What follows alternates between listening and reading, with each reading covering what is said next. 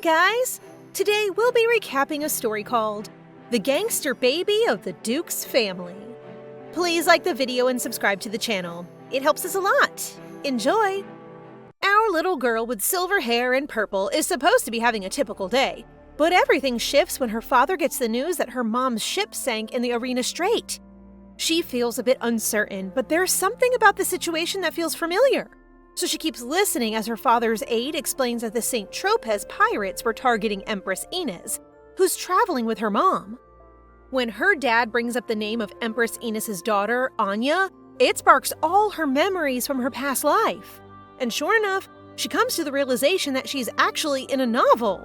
In her shock, she yanks her father's collar and screams his name, Gaspar, which he confirms with confusion. This causes our girl to fall on her knees as she remembers that Gaspar Desre de Hachania is a minor villain mentioned in the beginning of the novel Rosy Life of the Baby Crown Princess. What's worse, she is just an extra who doesn't appear in the main book at all.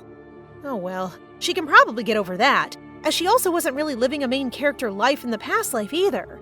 But you may say she's different since, like her stepfather, a national organization leader, she was a special agent.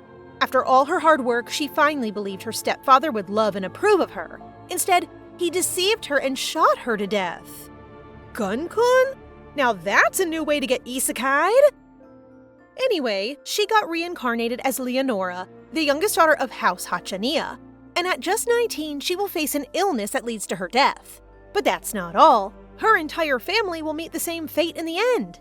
She might be an extra, but in this life, she is truly loved, so she promises to use her knowledge to change the storyline. However, this is easier said than done, since Lainey is just 3 years old, so she is feeling a bit pouty at the moment. This has made Enoch, her adorable third brother with blonde hair and red eyes, look at her with concern. On the other side, a silver-haired boy named Sylvester, her second brother, is doing the same. This family's face card screams blessed. It's clear that being surrounded by their beauty makes her feel like she's in a fantasy world, but it also brings her sadness knowing that, as side characters, they are destined to die. She chooses to gather her thoughts about this novel world, and since no one will recognize the writings of the modern world, she happily scribbles on a piece of paper. First of all, her dad, Gaspar, is a duke of the Wilhelm Empire and the right-hand man to the emperor, while her mom, Noelle, is a wonderful duchess and the only female admiral of the empire. After giving birth to Leonora, she embarked on an expedition with the Empress, her best friend, but she went missing due to pirates. Now that she thinks about it, following her mother's incident, the Pope would deliver some kind of oracle that one of the Hachania children is carrying imperial blood, implying that her mother had an affair with an imperial family member. In the narrative, in addition to mourning his missing wife, Gaspar feels deeply betrayed and ends up assuming that the illegitimate child is Leonora, leading him to abandon his daughter. Even so, Gaspar stayed loyal to the imperial family, and that was only after Leonora passed away, as the elixir that could have cured her illness was given to Anya, who was also dealing with the same condition. Gaspar committed treason because he couldn't abandon Leonora and felt horrible about mistreating his daughter.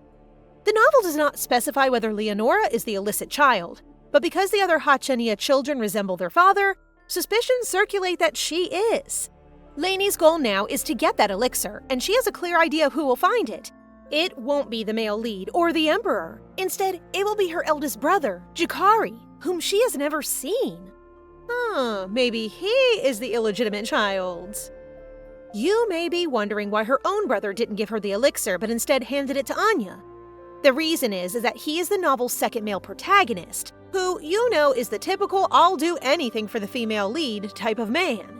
Her two beautiful maids, Lulu and Lala, enter the room for snack time, and thankfully, her notes are only seen as doodles. When they mentioned that Chef Lombardi was unable to make the special juice she enjoys, Lainey became sad as she wants to enjoy her privilege before the word that she's an illegitimate kid spreads because no one will ever back her up. That evening, heavy rain falls, and Gaspar normally stays by her side when this happens, but his absence merely confirms that he's now convinced that she isn't his daughter. She's worried that the entire mansion has already heard about the rumor, but she snaps out of it since she can't survive if she gives in to her fear. So she slaps herself and braces herself for whatever comes next. The next day, our adorable Lainey with messy braided hair wakes up confused about how Lulu and Lala are still acting as if everything is fine. Soon enough, her nightmare came true. The knights barged into the room and broke the news that the Duke had issued an order for Leonora to relocate to the annex. Lainey notices Lulu and Lala making an effort to stand up against the Knights, and it dawns on her that they were already aware of the rumors, but what power do they have, right? Poor little Lainey with her backpack on is having a tough time keeping up with the Knights heading to the annex. One Knight feels a sense of guilt and wishes to carry her, while the other Knight appears indifferent, casually noting that she is the daughter of a cheater. Lainey just smiles, but if this were her past life, those guys would already be gone. When they arrive at the annex, Nora, who will be overseeing the place, looks at our baby girl with a frown and even wonders if she should still address her with respect. Gosh, let's say Lainey is really an illegitimate child, but she is reported to have Imperial blood, which definitely means she's a noble. Dumb, stupid Nora. The annex hasn't been kept up, and there are no servants around, but Lainey knows she won't be here for long since the Emperor will likely summon her to the Imperial Palace, considering her Imperial blood, or so the rumors go. Nora the witch gets upset when Lainey, with her little legs, struggles to keep up and calls out for her to hurry because she has a lot on her plate, unlike someone who's been having fun. Lainey realizes she's mocking her mom, and although it is understandable since everyone is loyal to the Duke, there's something off about this Nora lady. When they arrive at Lainey's filthy room, Lainey confronts her about what she meant by her earlier statements, and the witch admits that she was referring to the whore Duchess before blushing and claiming that if it were her, she would never leave the Duke. Ew, what a delulu! Lainey sneers at her, claiming that her dad will never be interested in her, which really gets Nora riled up as she reminds Lainey that the Duke isn't her dad. This witch is actually bullying a 3-year-old child! Lainey has reached her limit, and it's time to start pulling on Nora's hair. I am so proud! Just as Nora is about to react with a slap, she freezes at the sight of Lainey's intense glare. The Knights arrive and see Nora's disheveled hair and bruised face, but she insists that Leonora is just adjusting to her new surroundings. Lainey knows that people will keep their distance, but she refuses to tolerate mistreatment. To avoid that, she cleverly plays the role of the cute little girl and claims she's hungry, causing the Knights to cast disapproving glances at Nora. The witch is forced to go out and find something for her to eat. While alone, Lainey discovers how strong her body is, leading her to think that perhaps she possesses a significant amount of mana, which makes her relieved now that she has a card that would help her survive in this world. After that, she hears a knock, and to her surprise, it's Chef Lombardi offering her the special juice. But he stops when Sylvie arrives.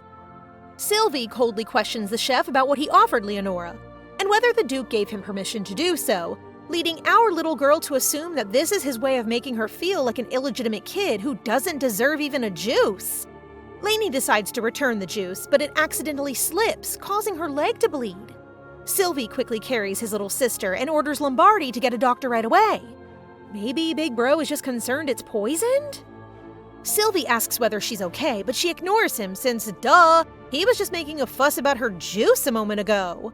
Lainey can't even tell what's going through Sylvie's thoughts because, unlike the energetic and expressive Enoch, Sylvie is quieter, but she can feel her brother cares about her.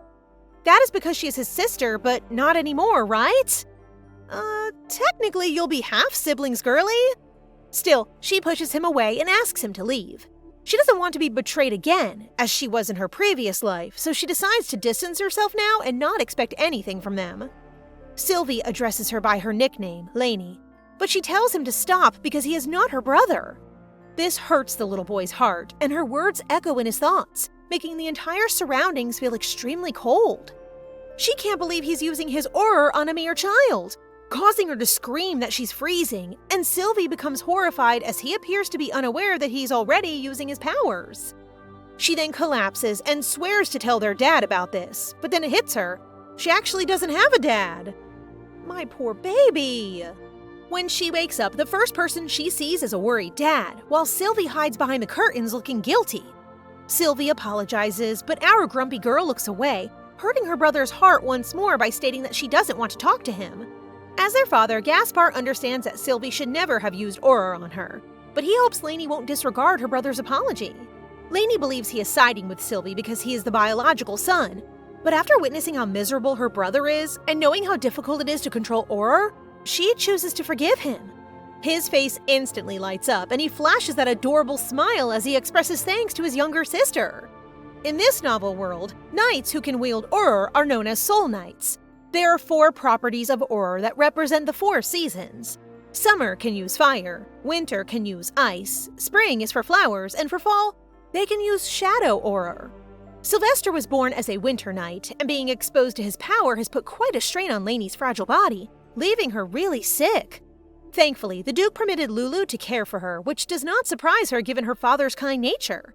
Today, she wakes up to a worried Enoch who feels so relieved since she has been asleep for 2 days already. This surprises her, but she feels a bit puzzled about why Enoch is here when he should be training. He looks at her with an adorable expression, showing his honest worries for her. However, her expression shows she's not convinced, which leaves Enoch to playfully pinch her nose, and poor brother quickly suffers an upper punch. Now that Lainey thinks about it, she believes Enoch plays an important role in the novel, but no matter how hard she tries, she can't recall the entire book. She raises her hand and casually asks for more information about the novel, requesting a little help from God. And God said, "Say no more," and dropped a book right on her head. "Ask and you shall receive, I guess." She quickly checks the book, and it mentions that the pirate sent back the head of the Empress along with the baby named Anya. Lainey is really surprised to find that it's actually the novel, but before anything else, since the heavens seem to be listening, she asks for gold, eternal life, or leveling up. But all she gets in return is silence, so I suppose that's a no? Anyway, she keeps reading, and according to the book, Emperor Gregor confined the crown princess in the secondary palace. But Lainey feels so puzzled when she flips the page and finds it empty. Out of the blue, letters start appearing, and it says that when Anya turns 2, she will discover that she traveled back in time. Anya chuckles and is eagerly looking forward to Leonora's arrival at the Imperial Palace so she can absorb up her incredible mana. Being a regressor, she understands that this is the moment when the oracle about the Hachania will be revealed, and Leonora will face being abandoned by her family. Anya is determined to stay healthy, and she's really looking forward to getting her mana bottle, which is our little Lainey. I am surprised with the twist, but seeing an adorable kid with evil thoughts is scarier to me. Our girl immediately gets shivers, closes the book, and becomes confused that the female lead is a regressor.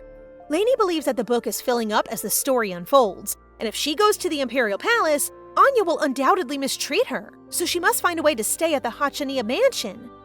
Lainey has no choice but to meet her father, but Henry, the Duke's aide, informs her that he is currently away. Before leaving, our cutie pie gives him a sweet and decides to return tomorrow. However, the Duke continues to refuse to see her the next day and the day after that. Still, this won't stop her from making a flower crown today, which she is confident her dad will like because he always appreciates anything she makes. Speaking of the man, she runs into him in the hallway. She calls her dad, but Gaspar only glares at her and orders her to leave, which breaks her heart.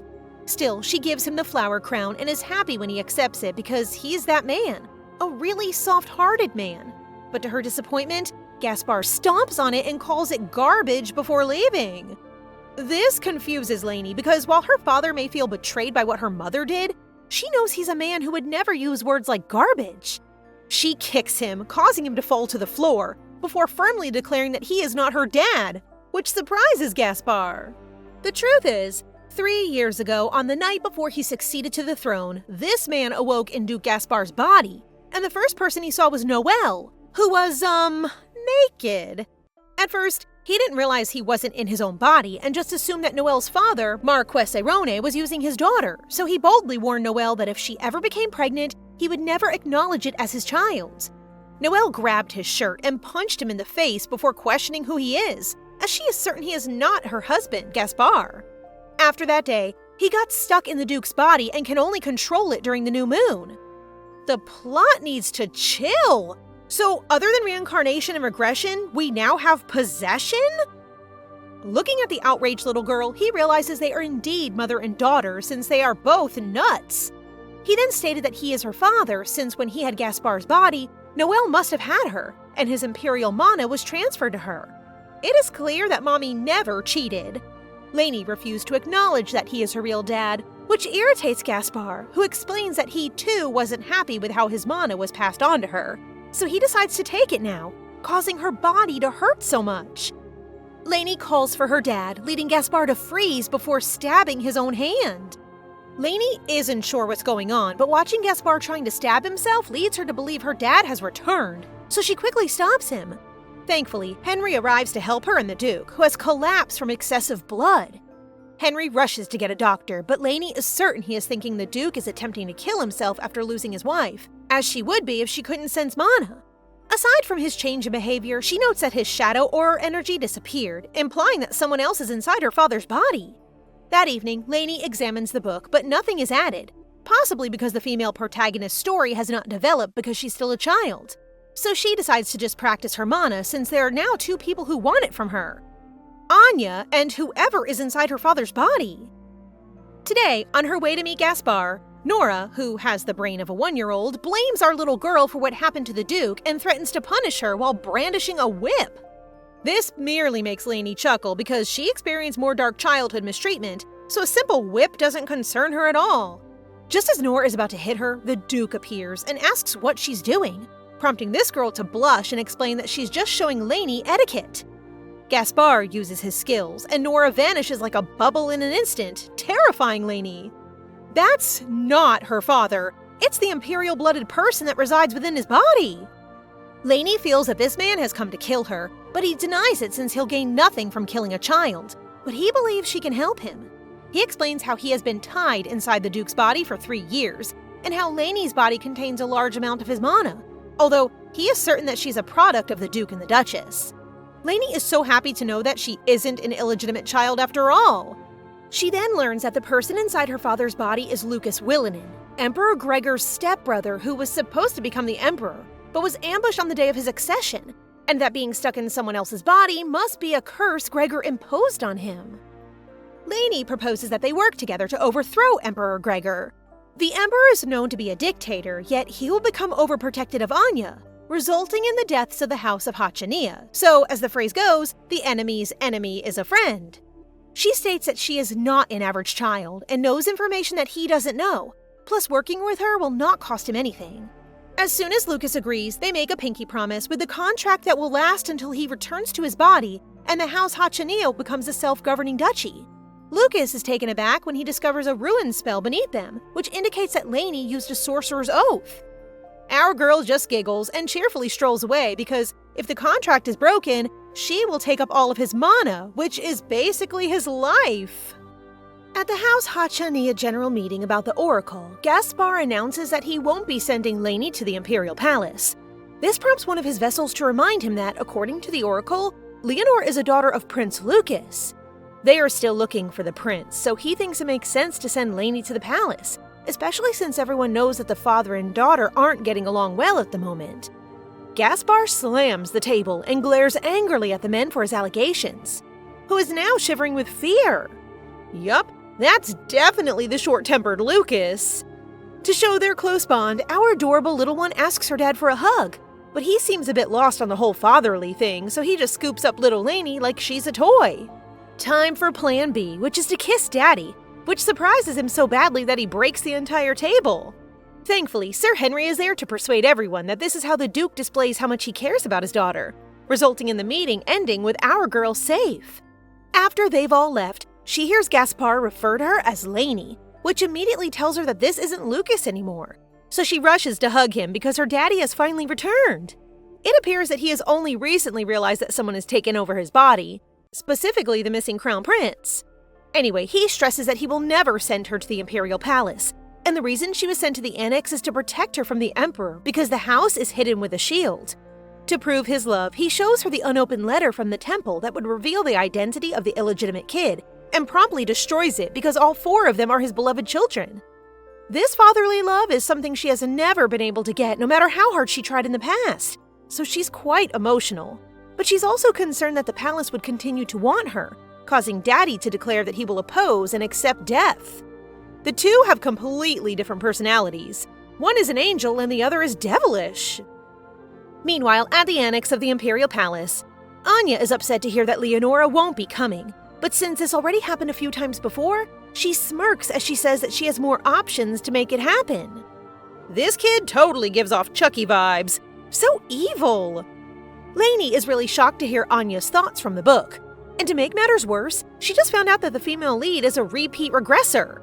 While she is racking her brain, Lulu and Lala are just simping over her cuteness before informing her that both of her brothers went off with Tristan Soloa, which reminds her that this Tristan boy is the novel's male lead. Gaspar may have abducted Anya in the story, but he never touched a single hair on her. Yet in the end, Tristan and the Emperor brutally massacred the entire Hachania family. Since she has contact with Lucas, she feels she can save her family, so for now, she needs to figure out how to get the elixir. In the novel, Jakari, her eldest brother, obtained the Panasha elixir because Tristan, the commander of the renowned Knight Order, the Red Wolves, had to deal with a civil war involving the House of Saloa. As a result, the mission was handed over to the Black Wolves, led by Jakari, which is how he came to acquire the elixir. Jakari loves Anya, so our clever girl aims to replace him as commander of the Black Wolves. Who's the best candidate? Big bro Enoch, who likes her so much and will surely hand her the elixir. She then goes to her dad and says she wants to learn swordsmanship with big brother Enoch so she can watch him train. To persuade him, she boasts that she too can use Auror, but the truth is that she wasn't born with it and is faking her mana as Auror. Gaspar gets deceived and proudly claims that she may become a summer knight. Thus, she is now granted permission to visit the training grounds. Now in the training grounds, Lainey shows up looking so adorable that Enoch can't help but gush about his little sis. However, this red-hair boy, Tristan, comments that nothing is adorable about Lainey and insists she's just like any other child. Enoch gives Lainey a big hug and asks Tristan if he's blind, because obviously our little girl is the absolute cutest. Big Bro then proudly informs Tristan that Lainey could become a summer knight, which makes Tristan chuckle since he thinks there isn't much a girl can do. This angers Enoch, leading to a bit of bickering before Sir Barristan, who is Enoch and Tristan's instructor, steps in to calm things down. Lainey is currently watching the two boys spar, and just by the difference in their aura, she can already see that Tristan has the upper hand. After a little while, Barristan pauses the practice and tells Enoch that he doesn't need to use too much aura. He then mentions that Tristan is on a different level compared to him. Lainey feels bad for her brother since, based on what she's seen, Enoch's stance is far superior than that arrogant boy. Tristan must have heard her because he is now walking aggressively towards her, but our heroine understands that his annoying personality comes from his unhappy childhood. To calm him down, she tells him he's too pretty before apologizing for staring, which Tristan accepts. Let me guess, this boy will fall for our girl, correct? After the training, Enoch sweetly gives Lainey a piggyback ride, even though he's exhausted himself, which just shows how much he cares for her. A baby carrying a baby is just the cutest. She then asks if he wants to be strong, but she's surprised when he answers no. He explains that he doesn't need to become a knight commander since he's the youngest son, so he just wants to have fun. In the novel, Enoch is a character who prefers to take it easy, unlike the Duke and Sylvie, who are always busy. This little guy enjoys spending most of his time playing with Lainey, and she enjoys every moment of it. But now things have changed because Enoch needs to grow stronger and find the elixir. Well, luck is on the girl's side because she recently discovered a baby bear in the Hachania forest, which she has successfully tamed and can now roll over on her command. So random, but I guess congrats? Now that she has completed her training with Grizzly, it's time to help Enoch, and her plan is to show him that she's being attacked by a bear monster. Big Bro rushes to his little sis and protects her with a tree branch infused with his aura, but Grizzly's flawless acting causes Enoch to lose focus and his aura to fade. His teary eyes betray his fear, but he still reassures Lainey that she should not be afraid and promises to protect her as they hug. Aw, isn't he the sweetest? Tristan, feeling really full of himself, arrives and tries to use his aura to get Grizzly to walk away, but this baby bear listens only to Lainey. Still, this is her chance, so she shoos away Grizzly, who thankfully gets her cue and trots back to the forest. Tristan believes he saved them, so he looks at Lainey as if waiting for her to say something, leaving our girl with no choice but to act amazed as she thanks him. Enoch, however, seems a bit down, so Lainey makes sure to express her thanks to him for trying to save her. He responds by saying that as her brother, he will always protect her, giving her a gentle pat on her head. It seems Lainey's plan worked wonders. Enoch is feeling more motivated to get stronger and be like Tristan, which makes Lainey very proud and gives her hope that Barristan will recognize his potential. However, this guy discourages Enoch yet again, saying that he will never be as strong as Tristan and should only practice when he says so, leading our baby boss here to throw him an ugly look as he feels very suspicious. Meanwhile, Sylvie is crying quietly under a tree, which Lainey notices, and she quickly hugs him, asking what is wrong. He noticed that ever since she was able to speak, she's been trying to take care of him and Enoch, which reminds him of their father's kindness and proves that she is definitely their father's daughter. He suspects that he is the illegitimate child since he's a coward, and unlike their father, struggles to keep his composure. Lainey is surprised that he still feels bad for hurting her with his aura before, but she can't afford to let these misunderstandings fester, so she states that their father isn't so nice and can make errors too. They go to their father's office and tell Sylvie to watch her smash their father's vase, punch him, and overall wreak havoc. She then freezes when their father finally gets mad and calls her by her full name. That's every child's fear for sure! She runs to Sylvie and points out that her dad can get angry too, which really touches Sylvie at her effort that he chooses to step in and claim full responsibility. The three of them settle down, and after Sylvie admits that he still feels bad about what he did to Lainey, their father reassures him that it is normal for children to make mistakes. Listening to their father reminds her of how in her previous life, all she heard were curses when she was a kid. She can't help but wonder if having someone like Gaspar might have made her life different. She then notes how her father's mood changes when Sylvie addresses him properly, so she informs Sylvie about it, and their father gets honest and admits it seems distant. This makes the young boy blush, and he's about to call him father, but Lainey interrupts, suggesting that he should use the word dad from now on. As soon as he says it, both of them feel a bit awkward, while the little girl is just happy that the problem is resolved.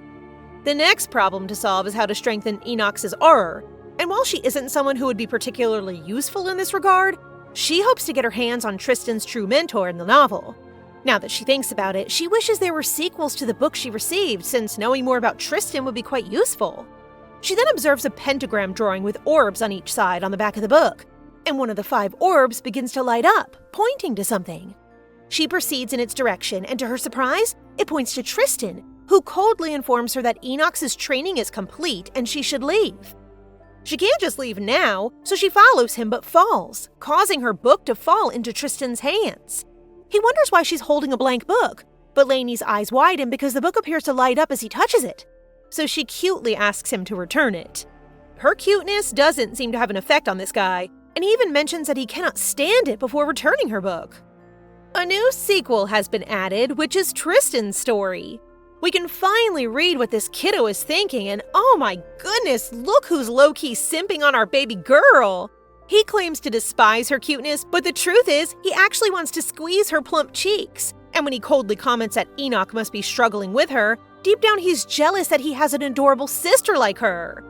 So, this guy is Undre, huh? Okay, cute. Lainey continues reading, and it appears that Barristan was the one who fostered in Tristan an obsession with winning. But what truly sparks her interest is a section in which Tristan encounters a mysterious swordsman with gray eyes. The swordsman wants Tristan to prove himself in the upcoming Foundation Festival before deciding whether he's worthy of becoming his disciple. That is the clue Lainey is looking for, since she is certain that this is Tristan's true mentor in the novel, so she wants to have Enoch win the Foundation Festival, hoping that the mentor will choose him as a disciple instead of Tristan. The next day, Enoch informs Lainey that after the bear attack, he realizes how weak he is, but he swears to become strong enough to protect her, prompting our baby boss to smirk deviously before stating that she can make him strong. She begins to share that in her previous life, she was a great swordsman, leading Enoch to believe she's talking about her dream, but he still listens when she continues to say that she has many disciples. She can jump off a cliff, climb up using a knife, and is about to share how her training was much more brutal, but she decides to end it there. To her disbelief, Enoch believes all she says and is now amazed, leaving our girl worried about how this sweet child could survive in this brutal world. Indeed, so precious and must be protected. He says that he is ready to be her disciple, but just after 30 minutes of her special agent physical training, poor Enoch gives up. Yet Little Miss Sargent encourages him to push through to his limit. They've been training for a month, and now when Grizzly makes a sudden attack, Enoch simply smiles. He can now easily beat the bear with a sword, which amazes Lainey. Disclaimer, no animals were hurt in this video, since Lainey ensured that she placed a protection around Grizzly's body. Anyway, it's time to begin their training because, owing to Tristan's sequel, she knows everything Tristan learns, and she's convinced she can assist Enoch with his aura training. She then explains that their goal is to win the Swordsmanship event, causing Enoch to say that it is impossible, but Big Bro just ends up getting scolded. She learns from the book that Barristan uses the help of a winter knight to strengthen Tristan's aura because training with the opposite attributes appears to be the most effective method. Hachanias also has a winter knight, so she rushes to Sylvie's room and asks for his help. But she's quickly rejected because it looks like Big Bro Sylvie is jealous since Lainey is only spending time with Enoch. She quickly tells him how much she likes him, and with her adorable begging look, Sylvie gives in and agrees to play with her and Enoch. Just like that, another month has passed with their aura-strengthening exercise disguised as a game. Today, she is surprised to learn about the Elders' Council meeting, which will be attended by the heads of the houses and the elders from the 5 noble houses. What's puzzling about this is that it's being held in Hachania's residence rather than the Imperial Palace. In the novel, as soon as Gaspar's treason failed, all of his vassals immediately turned their backs on him, and Lainey plans to change that today. While in the hall, Lainey overhears Rodin, an elder from House Ardell, stating that Lady Ardell is unable to attend today since she was born with water property, which makes her prone to illness. Rodin casts a glance at Lainey before stating that being sick but powerful is preferable to being healthy but lacking talent. Why are grown-ups always trying to fight a 3-year-old? The elder of House Hachania urges Rodin to be careful with his comments, but this doesn't stop him, prompting our girl to shoot him with what they thought was a fire aura. The Hachanias don't tolerate disrespect is the new family motto she created today, so with an evil smirk, she half-heartedly apologizes. This enrages this rodent, and the others attempt to calm him down until Gaspar arrives. Actually, the Wilhelm Empire was formerly filled with sorcerers and magic swordsmen capable of rivaling the magic kingdom Akria, but the lineage of soul knights has gradually declined over time. This prompts Lainey to brag a little more, and everyone is astounded to learn that she can also use ice aura, but she eventually stops because they may realize that she's simply faking her mana. However, the elders continue to press her to demonstrate more of her abilities, causing the Duke to order them to stop because his daughter is already tired. One elder continues to push, causing the Duke to lose his cool and use his shadow aura on him, asking whether he should just blast his head now. Short-tempered? Yup, this is Lucas. Lainey is amazed by Lucas's ability to use Gaspar's shadow aura with ease, which makes her wonder how someone as powerful as him could be attacked by Gregor.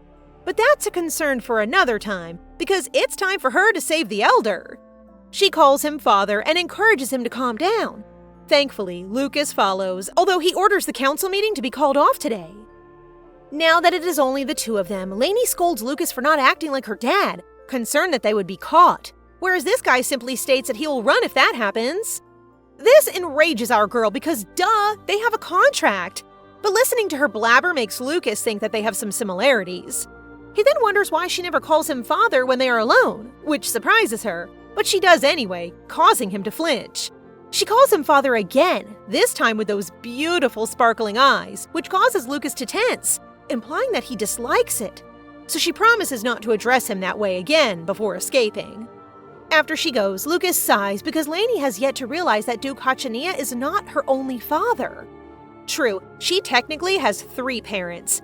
Her mom, Gaspar, her biological dad, and Lucas, her, soul daddy? Spirit daddy? Mana daddy? Whatever you call it. That evening, as Lainey pretends to sleep, she overhears Lulu and Lala discussing stories that the Emperor is furious with the Duke for failing to turn over Leonora, and is now intending to take all of the land and properties he gave as war contributions. It also appears that the Hachania is currently struggling financially, because the products to be sold at the Duchess's father's store were aboard the ship that sank, so the Duke assisted them financially. To save her family, Lainey requests her father's permission to travel to Ardell, a city famed for its leisure activities. House Ardell is one of the 5 noble houses, and while they are incredibly affluent, the Count's daughter is very weak. In the story, Anya helps her recover, earning her a large reward, so Lainey decides to steal it and cure Lady Ardell herself because it's the only way she can win the Count's support to save their properties. However, when riding in the carriage, she questions why Tristan is with her, prompting Lulu to reveal that Tristan has a business in Ardell. When they arrive, Lainey notices a different vibe in the city because it smells like money, prompting Tristan to hand over his handkerchief, which Enoch quickly throws away. He then kneels and hands her his handkerchief, for it is right for a brother to be the knight of his sister. This reminds her that in this world, handkerchiefs have a meaning, and Tristan gave one to Anya while confessing his love for her. Enoch then glares and curses at Tristan before carrying her, leaving Lainey concerned that she may have overtrained him. Innocent Enoch is gone. Since they arrived in Ardell, Lainey has seen that Tristan seems gloomy, and from what she has heard, Duke Saloa has also come to visit Ardell, which is strange. Fortunately, she has the book that she made smaller with magic to look into what happened to Tristan. While reading, she found out that the little boy must wield his sword 1,000 times a day, even though his hand is already bleeding. Barristan would kick him to motivate him to keep going. And you know what's worse? Tristan's own father doesn't seem to mind seeing this happen. Duke Saloa compares Tristan to Jakari, who was able to wield the Auror sword better at his age, before calling his own son useless. Now I feel sorry for our redhead. This doesn't surprise Lainey because this type of backstory is common for a male lead to have to go through. But she can't help but feel awful because this is no longer a novel for her. It's her reality. She then decides to eliminate Barristan, not only to help Tristan, but to ensure that there are no hurdles to Enoch's growth, so she conducts some investigation. While following Barristan, she ends up inside Gold Rush, Ardell's gambling house, and she can't believe the guy actually brought a child, Tristan, into this place. By the way, our girl has no issue following him around because she has an invisible cloak she stole from their house. So as soon as Barristan and the gambling house manager start their business, Lainey activates her recording tool. She is startled to learn that Barristan is a supplier of Auror stones, and the reason he has brought Tristan with him is to extract fresh Auror from him, which is worth 10 times more money. The deal is wonderful, but the manager is concerned about them discussing their illegal business in front of the child. But Tristan appears to have been hypnotized. This is getting pretty out of hand because extracting an Auror actually shortens a person's life. What a piece of paper! This guy deserves a terrible death! Auror stones are useful for creating magical tools, and because they are profitable, many people illegally trade them. The manager is just as evil as Barristan, as seen by his excitement over extracting Auror from the renowned House Saloa. He puts the Auror extractor on Tristan's forehead, and while Lainey is well aware that this man will eventually kill her family, Tristan is a child that must be protected. With the cloak still on, she bites his leg to transfer enough mana to wake him up, causing Tristan to scream in pain and eventually return to normal. Tristan quickly questions what they have done to him and why there are so many Auror extractors on the table, prompting Barristan to exclaim that as his instructor, he must trust him before stating that this attitude of his is the reason his mother left him. In the novel, Tristan's mother got kicked out because the Duke seemed tired of her and wanted to replace her with a new Duchess. But the poor kid had no idea about this and assumed his mother had abandoned him. Anya was the one who found his mother and cleared up the misunderstanding. Just when Lainey thinks she's had enough of this adult taking advantage of a child's trauma, she decides to play the recorder, which exposes Barristan's dirty side. After Tristan discovers that his own teacher is selling his Auror for money, he takes up the recorder and is certain that the Duke will not tolerate this. Afterwards, he exits the room and tells Barristan to get prepared for a trial, but Lainey is too late to follow him out. The manager decides to end their business talks for the night and calls his slave, Celia, who pauses when she spots a foot. Uh-oh, Lainey's foot has slipped out of her cloak! Barristan instantly removes the cloak and begins yelling at Lainey, forcing Celia to rush between them to protect the young girl. But she gets hit in the process. It's not surprising that someone who abuses children will hit women as well. Using the slave-controlling magic weapon, he commands Celia to murder Lainey, a genuine 3-year-old infant, and when Celia refuses, the chain around her neck begins electrocuting her. The manager further tells Celia that her child, who is already in the Brynine shelter, would die if she continues to refuse his commands, prompting Lainey to finally take action, and as she puts mana on her feet, she delivers a flying kick right into Barristan's face. That quickly knocked him down, and Lainey made sure to break the slave-controlling tool before this irritating manager crept up behind her. Lainey swears to report him because slavery is illegal, and if proof is required, Tristan has a recorder. But this man simply laughs because Duke Saloa appears to be a major investor in his business. Okay, if that trash Duke Saloa isn't going to do anything about this, she pulls out her whistle necklace, which she received from her dad and can use if she needs help. She looks adorable blowing the whistle, and kaboom! The gambling's house roof is all shattered, and there stands none other than Gaspar. He then casually lands down to where Lainey is and announces that father is here, not dad, which means this is Lucas, which also means you're dead. Lainey hurries over to him, and Lucas quickly scoops her up, wiping her nose before changing into that serious father mode as he takes in the messy surroundings. He then evilly glares at the manager and asks him to explain why his daughter is crying in a gambling house, making the manager feel nervous that he uses the maid as a shield. Is it just me, or has Lucas really warmed up to Lainey? Lucas then prepares to finish off the manager, but pauses as this man yells that they are in Ardell, and that killing him could cause conflict between families. But Lucas, being Lucas, has no problem starting a war, which horrifies Lainey.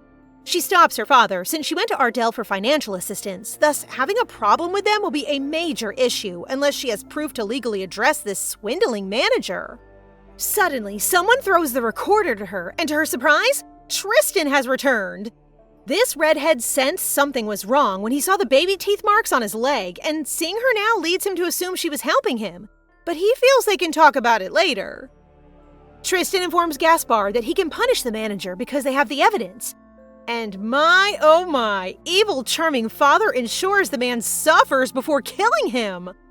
Now that it is done, Lainey approaches Celia, who is concerned that her child, who is currently in the shelter, is in danger.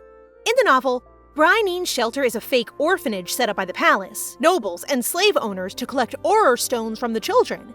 And that is where the novel's greatest weapon is located, which she must deal with before Anya is allowed to leave the imperial palace. Lainey extends out her hand and tells Celia that they should save her child together, which confuses Lucas. But Celia vows to try her best to help the young lady. Lucas isn't quite sure at first, but when Celia says she can feel the noble and warm mana from Lainey, he can't help but smirk like a proud father and decides to welcome her as Lainey's new maid. Father looks simple to flatter. Cute. After that, Tristan finally has the chance to ask Lainey why she decided to help him, when it would have been better for House Hachania if he were out of the picture. He might seem a bit intimidating at first, but deep down, he thinks our baby girl is an angel inside and out. But being a smart kid, he wonders how someone like her can use magic tools, and how she managed to find her way to a gambling place all by herself. Tristan is beginning to feel suspicious, so she decides to charm him with her cuteness and playfully confesses that she followed him because she likes him. She says that so adorably before clinging to him, making this redhead turn completely red.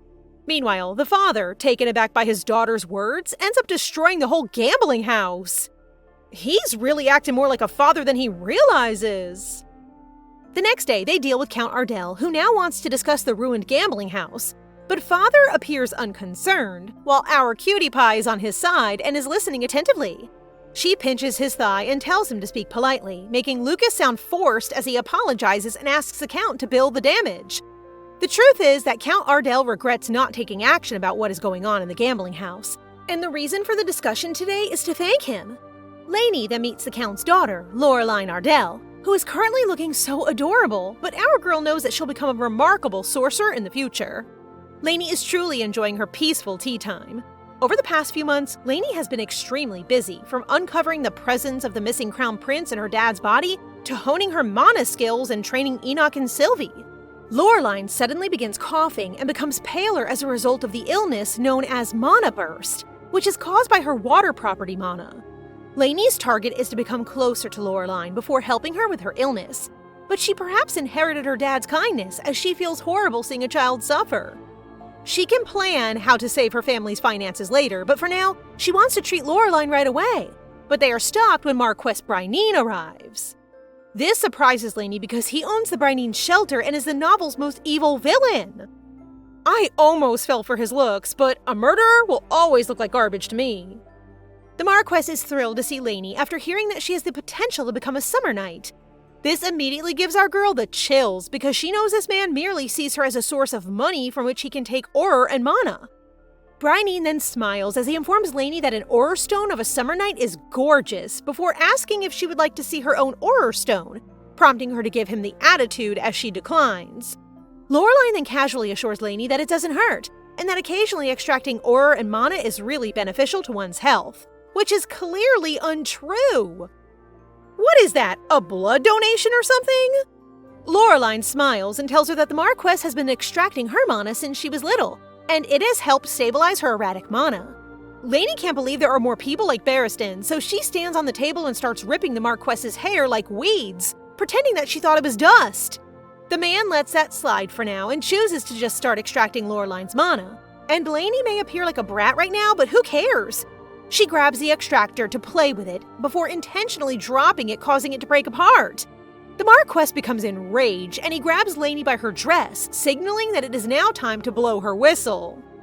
However, she is taken aback when she sees that not only Lucas, but also Enoch and Sylvie have arrived, their crimson eyes flashing with rage. For some reason, seeing these three running looks so funny. Lucas grabs Bryneen by the neck and says, "Long time no see," which puzzles Bryneen because this is his first meeting with the Duke. This forces Lainey to quickly change the subject and convince her father that the Marquest has interrupted her playtime with Lureline. Lucas clutches Bryneen's shoulder, giving the Marquest chills since his mere energy is too overwhelming, even though he is not using his aura, so he decides to leave for now. After the Marquest left, it's our girl's turn to handle the Hachania boys, since they should be occupied with their duties now. However, she is particularly strict with Enoch, crossing her arms and wearing a serious expression as she tells him he should be practicing right now. This makes Big Bro so nervous that he leaves with Sylvie, while Lucas mentions he will have more discussions with the Count. Now that it's just the two of them, Lureline speaks up because she knows Lainey intentionally broke the extractor and forced the Marquest to go. Lureline, as expected of a great sorcerer of the future, is intelligent, so Lainey chooses to be honest with her to gain her trust, explaining that she has come to treat her illness. Lainey then offers her an aura stone of a summer night created by Enoch, and as soon as Lureline touches it, her body begins to reject it, which is natural, but she will feel so much better after a while. Without Lainey's explanation, Lureline figures out that the solution for her turbulent water mana is to use fire property mana. After that, Lainey informs her that Bryneen's method of harvesting mana is shortening her life, but she is unable to explain how she knows this. Thankfully, Lureline does not push Lainey and simply asks why she's helping her, prompting our baby girl to beam before answering that she dislikes seeing her sick. Every summer, the Red and White Wolf Knights gather in Ardell for training, and the Swordsmanship tournament is declared there. To her disappointment, Barristan shows up and appears to not have been fired, proving that Duke Saloa does not love his own son. My mood is completely ruined every time I see this guy. He names the knights who will compete in the contest, including Tristan, but Lainey gets confused when Enoch is not present. Lainey searches for him and discovers him hiding behind a bush. The sweet boy started crying as he said he can't join the contest because, from what he's heard, it will take place in valleys or on ships to test the knight's adaptability. It might seem like a small thing, but when Enoch confesses he's afraid of the water, it makes Lainey recall the important part he played in the novel. I guess you could consider it an odd role because in the story, Enoch is terrified of water, and Anya simply gets rid of him by splashing him with tea. Remembering, this makes Lainey look at her brother with disappointment because being defeated by tea is just... wow. Anyway, she assures him that she has a means to overcome his fear, so he doesn't have to worry and can simply take part in the tournament. Of course, this cheeky girl is lying, but she stands up and smiles, telling Enoch to trust her, which this sweetest boy does, making her feel guilty yet again. They walk to Barristan, and Enoch declares that he will participate in the contest, but the ugly guy simply laughs and says that if he can use an aura sword like Tristan, he can enter. An aura sword is a skill that allows a knight to create a sword with only their aura. But who says Enoch can't do it? Because after all of his training with Lainey, he can now easily make an aura sword himself. Barristan has no choice but to qualify him for the event. After that, they travel to the Hachania's beach, and Lainey makes up an excuse that they just came to play. She thinks it's surprising that Enoch is so afraid of water that he can't even stand it, given how much he used to like beaches. Enoch instantly answers that all of it is in the past, prompting Lainey to consider whether the beach reminds him of their mother. The Duchess's body has not been found, so they are all hopeful that she's still alive somewhere. But even Lainey has no idea because it is not addressed in the novel. If their mom is really alive, she expects to find information about her in the book, thus, she intends to gather all of the character sequels. A boy named Wilhelm from the house of Bryneen appears, but Lainey finds herself unable to remember this character in the novel, but his lifeless gaze chills her already. However, she gets surprised when Sylvie exits the carriage with him and says that he has come to keep a watch on anything Wilhelm wants with her. Lainey is in the water, but Wilhelm doesn't mind getting wet as he approaches her and informs her that he has come on his father's orders, which confuses her because she doesn't recall Marquest Bryneen having a son. He then informs her that she has been invited to the salvation ceremony and hands her the invitation card, but she knows from her special agent experience that this boy is dangerous. Lainey had no idea she had walked too far backwards and was drowning, but Wilhelm just looked at her and murmured something. Sylvie quickly scoops her up, while Enoch looks anxious, prompting her to thank her brothers. Enoch doesn't realize he entered the water because he was only thinking about saving her, leading these two to hug, while Sylvie, the oldest of the three, throws Wilhelm a death gaze before hitting him in the face. He is ready to throw another punch when Lainey steps in and uses her charms to request that they go home together. I love it when a nonchalant character gets furious simply to protect their loved one. Just like that, Sylvie goes back to his usual laid-back self, and as they head out, she recalls Wilhelm saying while she was drowning that a human child like her is weak. Really suspicious, but could be a potential male lead? When they get back home, Lainey tells Daddy that she's going to the House Brynine's party as she needs to find the ancient weapon hidden there. Only children from noble houses with remarkable talent are invited to the annual Salvation event hosted by the House of Brynine. This is also the location of the Brynine Shelter, the Wilhelm Empire's largest orphanage, so she intends to save Celia's child and take the weapon tonight. Her two brothers are busy preparing for the tournament, and her father has been summoned to the palace, so only Celia has joined her at the banquet, which is decorated with mana and aura stones. There are actually two ways to collect them, mining and extracting them from the human body. Many people think that the Marquest has plenty of mana stone mines, but if you take a closer look at that gloomy tower over there, you'll see it's where he kept the orphans and drew out their mana.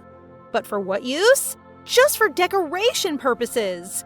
Imagine realizing that those lights and balloons are actually the lives of children. I might throw up. Suddenly, her book lights up again, so she follows it and meets Lureline and other young females. However, none of them are where the light is pointing, so she goes on her way and discovers that it is pointing to a lonely, beautiful young lady with long blonde hair. Lainey is surprised to learn that the lady's name is Bellucci Brynine, as she is a villain in the novel. Lainey has Bellucci touch the book, and just like that, her sequel is added to it. It seems this young girl is among the children who are locked up, and, the Marquest looks at her in a disgusting way and calls her beautiful. This gives her the chills because she's only 16 years old, and if she doesn't find a way to escape from this place, she might end up becoming the next Marchioness. She will what? Oh, that man is indeed the worst villain. He's a disgusting creep. And that's it for today, guys. What did you think? As always, don't forget to like the video and comment for the next part so we know you want more. Remember to subscribe and turn on notifications for updates. See you in the next one.